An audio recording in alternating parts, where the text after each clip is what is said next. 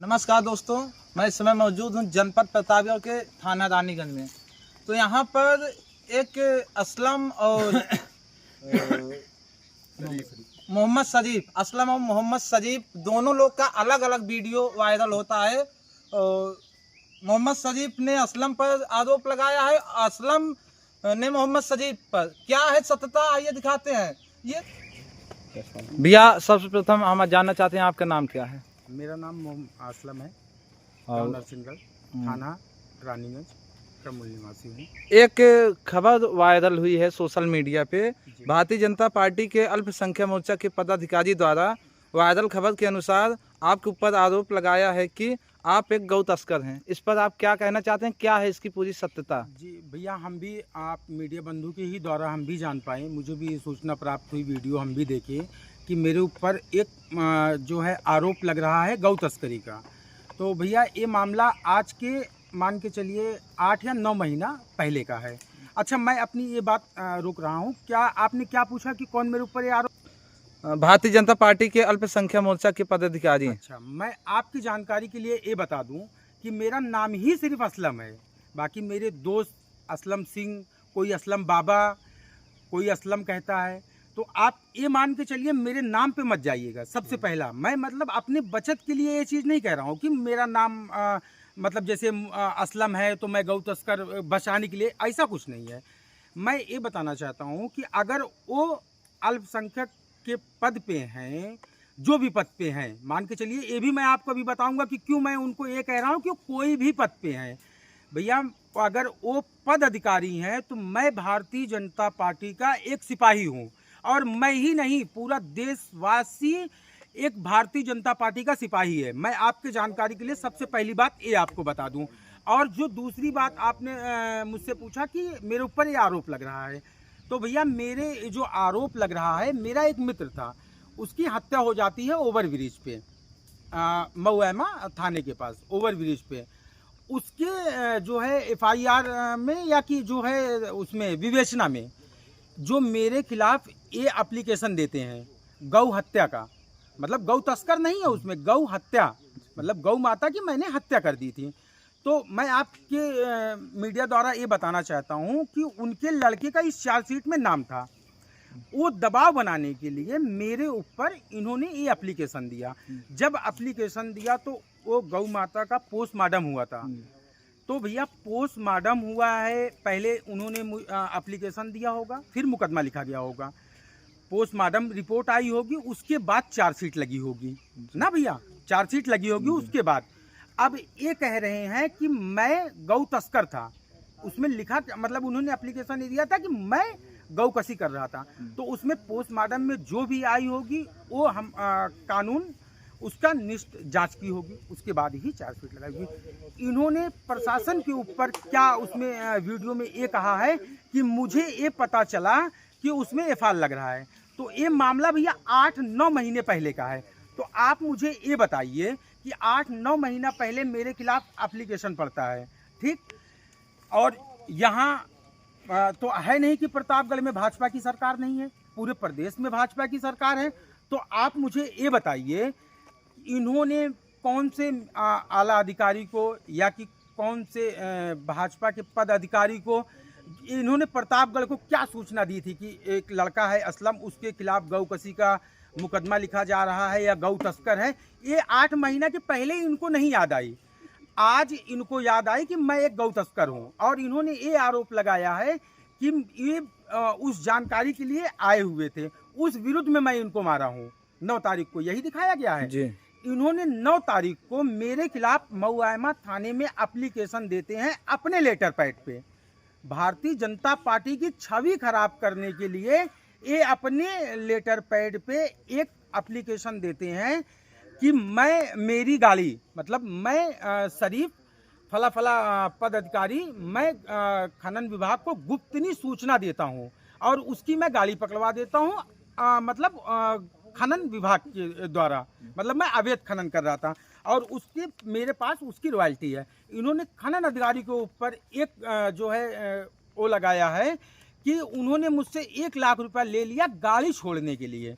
तो भैया मेरे पास रवाना था और जो ऊपर का जुर्माना था 35,000 वो भी मैं ऑनलाइन भरा हूँ, उसकी रसीद है जो सरकार के उसमें जाती है, मतलब खाते में जाती है। तो इन्होंने मुआयना में ये दिखाया है कि मैं उस विरोध में इनको मारा हूँ जो मेरी गाड़ी पकड़वा दिए थे। और एक वीडियो क्लिप में मीडिया बंधु के द्वारा ये दिखा रहे हैं कि मैं जो है गौ तस्कर था, ये आए थे पूछताछ करने थाने में और उसके बाद मैंने इनको मारा है। तो बताइए ये क्या साबित करना चाहते हैं?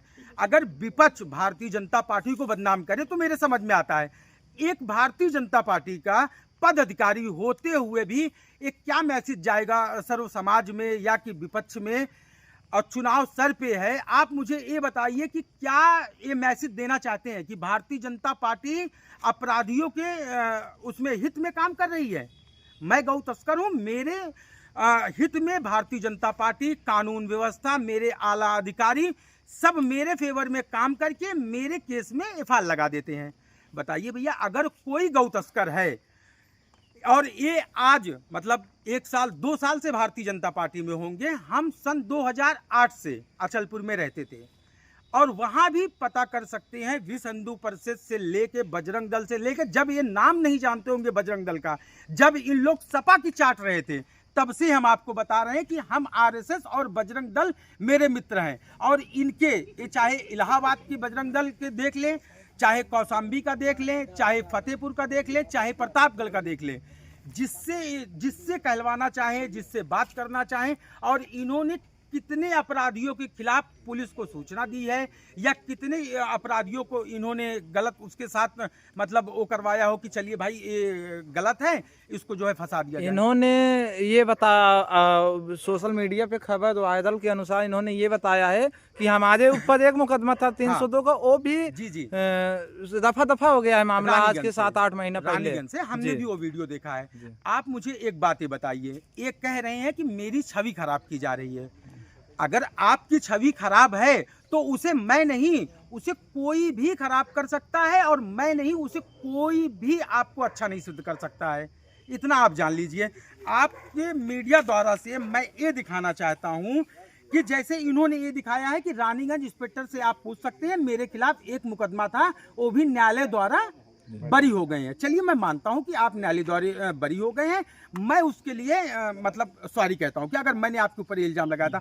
आप मुझे ये बताइए, रानीगंज में इनके खिलाफ 1 2 3 मुकदमे इनके खिलाफ रानीगंज में है, ठीक। इन्होंने कहा कि 302 में इनके ऊपर रानीगंज से ही गैंगस्टर लगता है, तो रानीगंज गैंगस्टर किसके ऊपर लगता है? अपराधियों के ऊपर लगता है। सीधी सी बात है कि अपराधी के ऊपर गैंगस्टर लगता है। 307 308 चलिए ये हो गया। इन्होंने सिर्फ मतलब अपनी आइडेंटिफाई छुपाने के लिए, अपना केस छुपाने के लिए इन्होंने सिर्फ क्या दिखाया है कि मेरे ऊपर वर्तमान में 1 मुकदमे थे, इनके ऊपर सिविल लाइन में। अब मैं मुंह से नहीं कह रहा हूं, मेरे पास एविडेंस है। इनके civil line civil line civil line civil line civil line civil line civil line civil line Colonelganj, Soram, Mauaima. तो इनको ये भी दिखाना चाहिए था कि मेरे ऊपर फले फले थाने में ऐसे ऐसे मुकदमे थे जिसमें न्यायालय ने या कि मुझे समझौते से मेरे ऊपर वो भी मुकदमे वर्तमान में नहीं है, तो मैं मान लेता कि भैया तुम्हारे ऊपर एक भी मुकदमे नहीं है। इनका काम सिर्फ ये है, इनका काम सिर्फ ये है कि इनके ऊपर इतने मुकदमे हैं, अभी तक ये और दल में थे, अब चले गए हैं भाजपा की छवि खराब करने। मैं योगी बाबा से, अपने मुखिया से, प्रदेश के मुखिया से मैं ये चीज़ कहना चाहता हूँ, और इनके ऊपर देखी जाए, इनके ऊपर जांच की जाए। ये सिर्फ भारतीय जनता पार्टी की छवि खराब करने के लिए, भारतीय जनता पार्टी को बदनाम करने के लिए, ये सिर्फ भारतीय जनता पार्टी का लेटर पैड यूज कर रहे हैं और उनको बदनाम कर रहे हैं।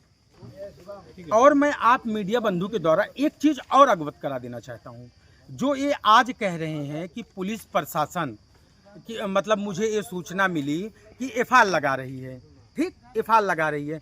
भैया पुलिस प्रशासन का इनका आज का काम नहीं है बेइज्जत करना और नीचा दिखाना, इनका आज का काम नहीं है।